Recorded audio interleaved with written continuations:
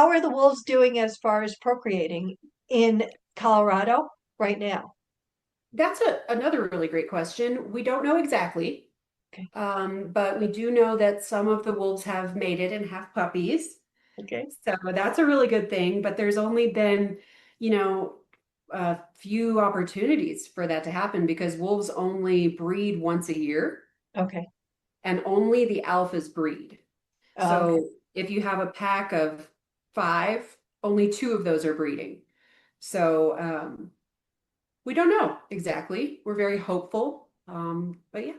But if there are, so is that just the males that will breed with any females, or is it Hmm. the alpha male and female?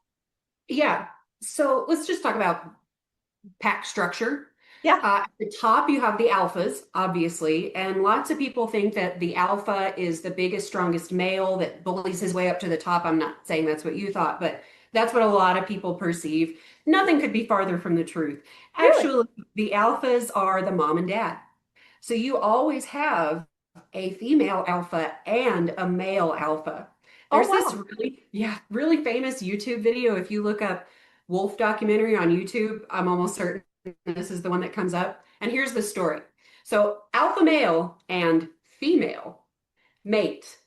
They have puppies. Then the male dies. The alpha male dies. So then the female continues for like 9 more years. And they never call her the alpha female. Ah, They just call her the female. It's like, what? What is it like? You're so misogynistic that you're putting those ideas onto animals? Like, that is outrageous. So, the guy, David Meach, who originally came up with one of the biggest papers to tell people that the males were the alphas and this idea of dominance and all of that, he's actually spent the rest of his career trying to debunk that original paper that he published. oh my So, goodness. great guy. But yeah. So, and then below the alphas, you have the betas. Those do tend to be the larger wolves. Below that, you have the subordinates. So that's all the other brothers and sisters. And at the bottom, you actually have something, there's a role called the omega. Now, the omega is the one that eats last and may not eat at all. He's the one that kind of gets bullied, or they're the scapegoat. And that sounds really cruel, but there's a purpose for this. So, in the event that there is not enough food for the litter of puppies, the adults will chase out the omegas. So, the puppies survive. We know we have enough food for the puppies. And then that omega is a lone wolf for a short period of time while they're searching for another pack. There's no such thing as a lone wolf, with very few exceptions, by the way. Wolves don't want to be alone, and they don't survive very well alone either. But then that omega gets kicked out, and he's all alone. But then he sees a really cute female, and then they mate, and he becomes an alpha. And that's how you get genetic diversity in between packs. Oh my goodness. I love that. As you were saying it, I'm sitting there going, oh my goodness, that sounds like the story of my life. I've been in Oh, Omega, oh no, I'm so sorry. You don't seem like an omega to me.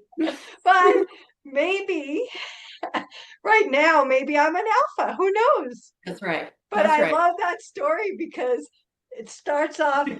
Yeah, I mean, there's so many parallels to some people's lives, like mine, that's cool. that you didn't realize, and so thank I you. love it.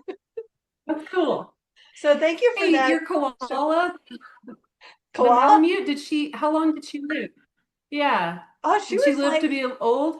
yeah, she was like 10 or 13. She Oh, good. wound up, I think it was when I went to college. She had to be put down arthritis and all kinds of stuff. Oh, And I that's remember my dad having to lift her up, and we're talking 100 something pounds. I don't and he had to take her to the vet, and he doesn't usually cry back then, and he was just torn up.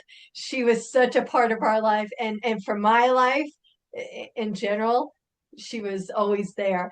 The one thing I always tease is I was pretty young and I was pretty thin at the time. And so when she was there, I was like, great, I'm going to get on her back and I'm going to ride her. As soon as I got on her back, she sat down every time. I'm that's like, funny. Fine, I'll just hug you. And then we used to go ahead and do a song. I would kind of sing, and we'd all go, oh, together and stuff. It was just Oh, that was my best friend. that's so sweet. As an omega, she obviously was maybe a beta. I don't know, but she did not kick me out. Yeah. So that I think that was um, a great how a description of how the wolf packs are, because I don't think a lot of people know that there's preconceived notions. And again, then you have the cartoons and you have the movies, and that's all you have. So thank you for sharing that. That was very eye-opening.